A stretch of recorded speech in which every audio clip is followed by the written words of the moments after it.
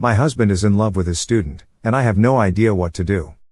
My name is Emily, and from the outside, our lives probably look like a neatly laid out sequence of ideal milestones. But sometimes, what you see on the surface doesn't quite tell the whole story underneath. My husband, Michael, and I met during our sophomore year at the University of Michigan. We were both pursuing degrees that promised intense careers, mine in architectural design and his in medicine. Our paths crossed in an elective class, History of Modern Europe, a subject far removed from our major fields, perhaps explaining why we noticed each other among the crowd of future doctors and architects. Our meeting was as mundane as it was fateful. A spilled coffee, a stack of medical textbooks teetering precariously, I reached out to help, and our stories entwined from that moment. He apologized for the mess, his voice calm, a stark contrast to the frantic rush of the cafeteria. We talked briefly about our courses, laughed at the serendipity of our majors colliding, and exchanged numbers. That brief encounter grew into long nights spent discussing everything from Renaissance literature to the intricacies of human anatomy. In him, I found a listening ear and a thoughtful heart. In me, he found a burst of creativity and warmth. From the start, Michael was the kind of man who drew people in effortlessly. His charisma wasn't the flashy kind that fades after a few encounters. It was a gentle, enduring magnetism coupled with a brilliant mind that fascinated me endlessly. I remember how during our study sessions, he'd relate historical events to human behaviors with such passion that even the driest facts seemed to breathe and live. We fell in love among books and coffee spills, our conversations stretching late into the night, often closing the library down. By the time we graduated, there was no question that we would marry. We were married 2 years after my graduation in a small, intimate ceremony surrounded by family and friends. It was simple, beautiful, just like we wanted.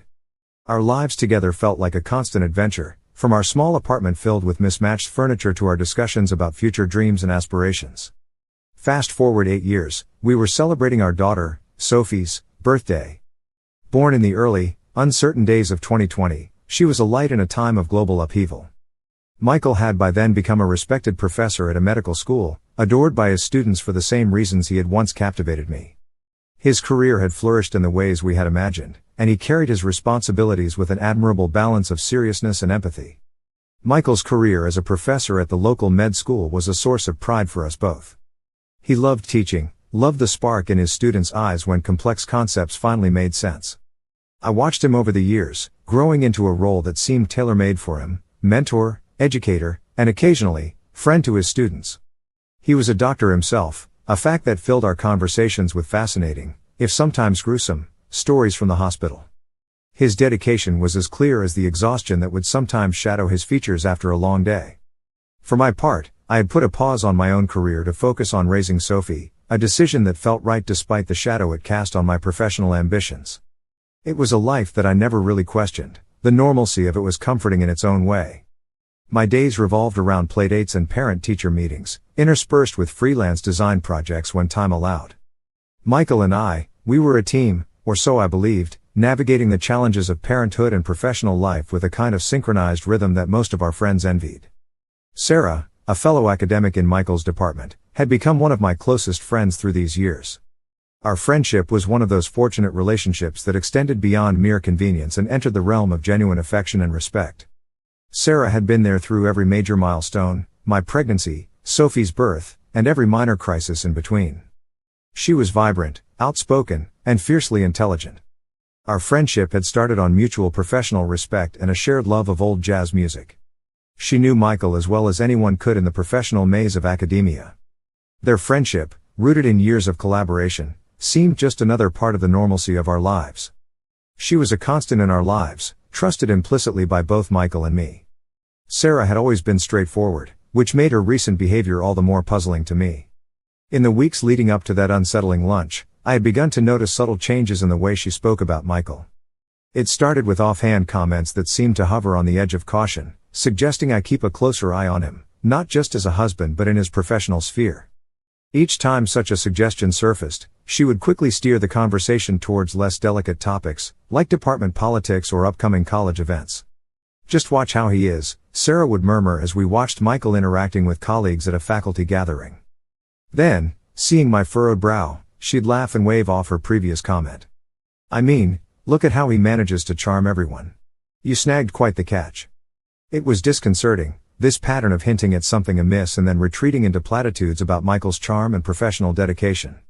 My trust in Michael was unwavering. He was not just my husband but also the father of my child, a man who had always upheld the highest standards of integrity and affection in our marriage. How could I suspect him of untoward behavior? Michael was deeply involved in his role as a professor. He had always taken his responsibilities seriously, providing guidance and support to his students while maintaining professional boundaries. His love for us was evident, his commitment unwavering. So, when Sarah insinuated there was something I should be wary of, it felt like a betrayal of the trust I had in him. Each time Sarah made these cryptic comments, I observed Michael more closely, looking for any sign that might justify her insinuations. Yet, nothing seemed out of place.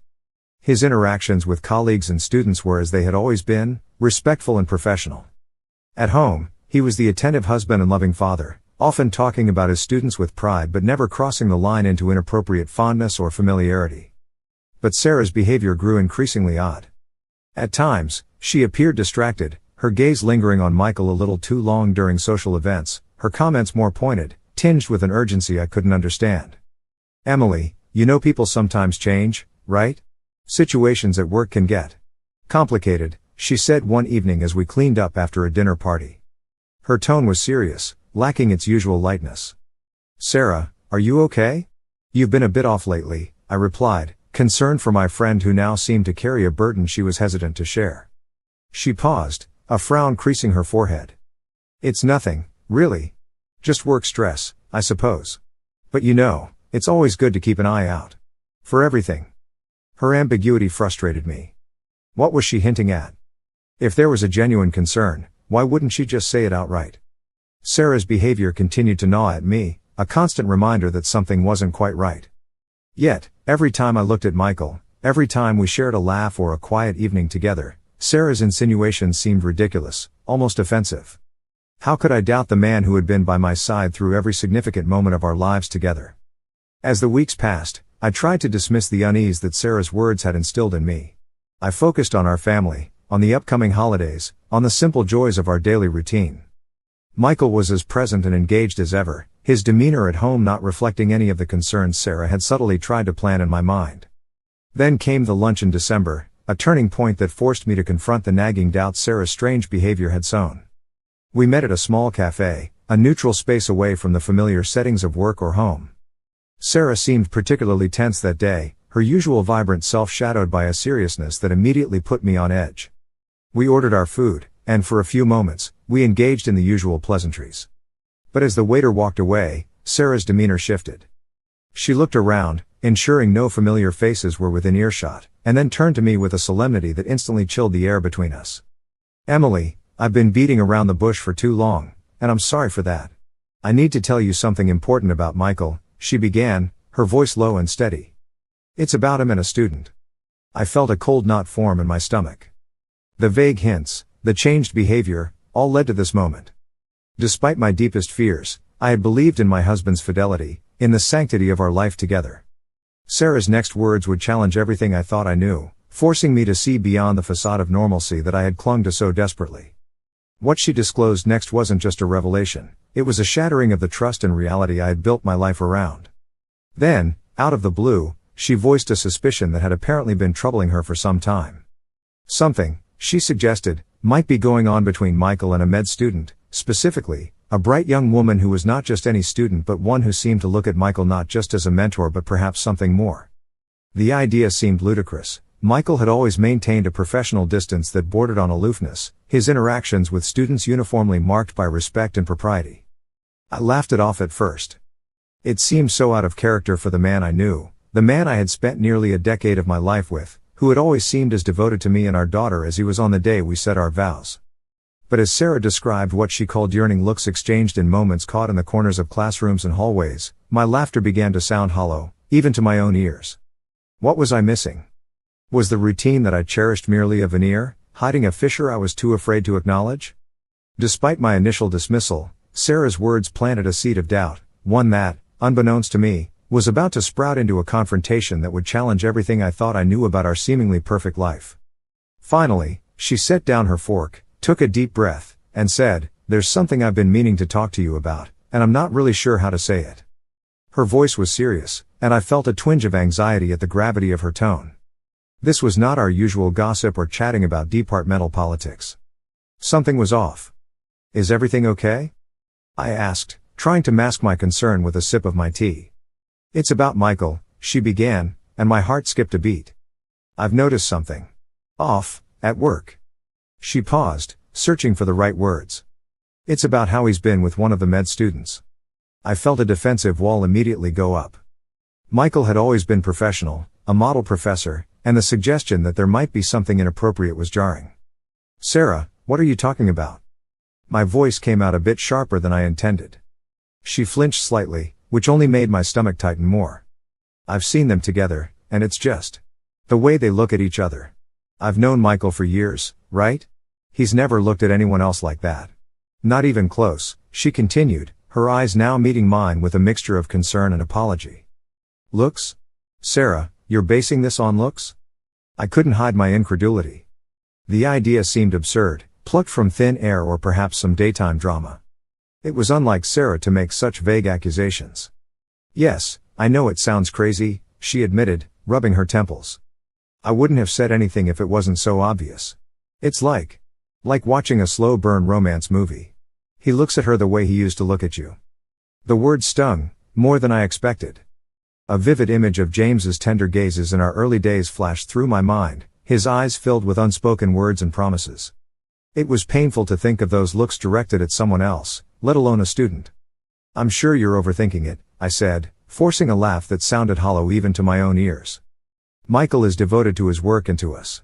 He wouldn't jeopardize that. It's probably just professional admiration or something. You know how passionate he is about mentoring." Sarah nodded, looking relieved that I wasn't upset but still unconvinced. "Maybe, but just watch them, okay? I hope I'm wrong. I really do." The rest of our lunch passed in a blur. I kept replaying Sarah's words in my mind, each repetition chipping away at my initial disbelief. By the time we parted ways, a seed of doubt had been firmly planted, despite my efforts to dismiss it. That evening, as Michael came home and wrapped me in a warm, familiar embrace, I tried to see any hint of what Sarah had mentioned. He was the same as he had always been with me, caring, loving, asking about my day with genuine interest. But now, a filter of suspicion tinted my perception, coloring his every action, every smile. Later, as we settled down after dinner, I brought it up casually. "Sarah and I had lunch today," I mentioned, watching his face for any sign of change. "Oh?" he responded, looking up from a book. "How is she?" Good. She mentioned something funny, though." I forced a chuckle, trying to keep the mood light. "She thinks you have a crush on one of your students." He laughed, to dismiss it as ridiculous. Despite Michael's denials and his sudden criticism of Sarah, something inside me refused to settle. His words, intended to cast doubt on Sarah's integrity and divert attention from himself, only fueled my determination to unearth the truth. How could he suddenly turn on Sarah, a friend who had been nothing but supportive to us both? His accusations seemed like desperate attempts to protect himself, and the discrepancy between his words and his actions left a bitter taste in my mouth. On the surface, I maintained a composed facade. I laughed at the right moments, nodded along to his explanations, and pretended to consider his perspective. But beneath that calm exterior, my mind was racing, piecing together every odd remark, every late night at the office, every unexplained absence that had seemed insignificant at the time but now loomed large with suspicion. I knew I needed more than just my instincts and Michael's word against Sarah's. I needed concrete evidence, something undeniable. I began by checking our phone records, something I had never felt the need to do before in our marriage.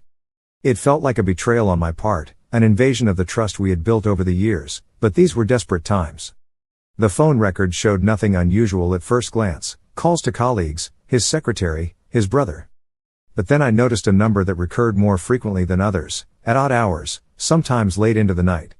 It was a number I didn't recognize. My heart sank as I scribbled it down, a sense of betrayal washing over me anew. Next, I turned on our computer at home. Michael was meticulous about logging out of his accounts, but he'd become complacent, perhaps too confident in his ability to cover his tracks. I found his email open, a thread highlighted, and as I clicked on it, I braced myself for what I might find. The emails were careful, guarded, but the underlying tone was unmistakable. They were more than professors and students exchanging academic pleasantries. There was a personal touch, a warmth that should not have been there.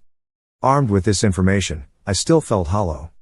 Confirmation of Michael's deceit didn't bring the satisfaction I'd hoped for, it only amplified the pain. With every piece of evidence, our marriage felt more like a lie, and the man I thought I knew slipped further away. However, I decided not to face him. Over the next few days, my interactions with Michael remained superficially normal. We spoke about mundane things, Sophie's schedule, grocery lists, the trivialities of daily life that didn't touch the raw nerve of our fractured relationship. Inside, my world was in chaos, but I kept a calm exterior. He was none the wiser, believing perhaps that we were slowly bridging the gap between us, while in truth, I was meticulously planning my next steps and gathering more evidence. The weekend was approaching, and I had already laid my plans. The Nursing Mothers Association, a group I'd joined after Sophie's birth, had organized a camping trip. It was the perfect alibi to leave home for an extended period without arousing suspicion.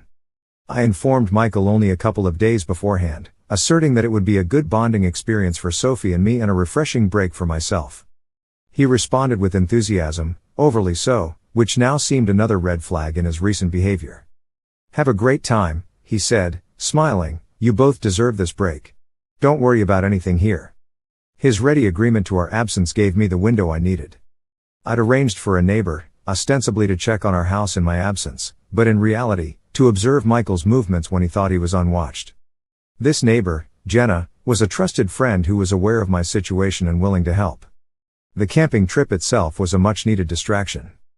Being around other women, sharing stories and laughter, allowed me to breathe a little easier, even if just for a day. Sophie loved the outdoors, her laughter mingling with the breeze, her joy at the simple things, a butterfly, the crackle of a campfire, helping to lift the weight from my chest. Meanwhile, Jenna texted me updates. Michael had left the house mid-morning and didn't return until late in the afternoon. She couldn't see where he went but noted the time for later reference. When he returned, he brought someone with him. My heart sank reading her message. The visitor was female, young, and they seemed comfortable with each other, too comfortable. Jenna couldn't get close enough to hear conversations without risking being seen but managed to snap a few photos from her upstairs window. Returning home late Sunday, I felt a mix of dread and anger. The atmosphere in the house was too calm, Michael too casual. He asked about the camping, his curiosity feigning innocence. I shared anecdotes of our outing, all the while feeling a nauseating mix of betrayal and resolve churning inside me. The next day, after Michael left for work and Sophie was at her daycare, I met with Jenna to collect the photos. The images were grainy, but the intimacy was unmistakable, their proximity, their body language, and the ease between them. It was more than enough to confirm my suspicions. Armed with this new evidence, I knew I had to confront Michael. But first, I needed more concrete proof, something undeniable that would prevent him from weaving more lies. I contacted a private investigator, recommended by a lawyer friend. Discretion was key, and the investigator assured me he could discreetly track Michael's movements and interactions over the next few weeks. As the investigation unfolded, I maintained a veneer of normalcy at home. Michael seemed oblivious to the undercurrents, perhaps blinded by his own duplicity or convinced of his ability to conceal his affair. But the strain of living a double life, playing the part of the dutiful wife while secretly orchestrating an investigation into my husband's infidelity, was exhausting. Finally, the investigator provided me with a report. It included times, places, even audio recordings of conversations between Michael and the student. The evidence was damning, irrefutable. They spoke of their feelings for each other, their plans to keep their relationship secret until the timing was right, whatever that meant. With the proof in hand, I felt a cold resolve settle over me. This was not just a fleeting mistake on Michael's part but a deliberate, ongoing betrayal. I decided it was time to confront him, not just as his wife but as someone who deserved the truth. The confrontation was planned for an evening when Sophie was staying over at a friend's house. I didn't want her to witness the potential fallout. When Michael came home, I was sitting in the living room, the pile of evidence laid out on the coffee table in front of me. He sensed something was off the moment he walked in. His smile faltered as he saw the papers and photos spread out, his eyes widening as he took in their implications. "Emily, what is this?" His voice was shaky, the usual confidence gone. "It's over, Michael," I said quietly, my voice steady despite the turmoil inside me. "I know everything. There's no point in denying it any longer." He sank into a chair, burying his face in his hands. The next few hours were a blur of accusations, tears, and confessions. Michael pleaded for forgiveness, promising to end the affair and do whatever it took to repair our marriage. But something inside me had broken beyond repair. The trust was shattered, and no amount of remorse could rebuild it. I asked him to leave, to give me space to think about the future. He left, defeated, carrying a small suitcase with his belongings. The house felt empty, the silence a stark contrast to the chaos of emotions that had filled it just hours before. In the days that followed, I consulted with my lawyer to discuss the next steps. Divorce seemed the inevitable conclusion, not out of spite but necessity. I needed to rebuild, to create a stable, honest life for Sophie and myself. As I navigated the complexities of separation and legal proceedings, I also reached out to a therapist to begin working through the emotional fallout of the betrayal. It was a long road ahead, but for the first time in months, I felt a sense of agency over my own life. Looking back, I couldn't help but feel a profound sense of loss, for the marriage I thought I had, for the partner I believed Michael to be. But there was also a growing sense of resilience, a knowledge that I could face whatever came next. For Sophie, for myself, I would build a new life, one rooted in honesty and strength. The journey was just beginning, but I was ready to face it head on.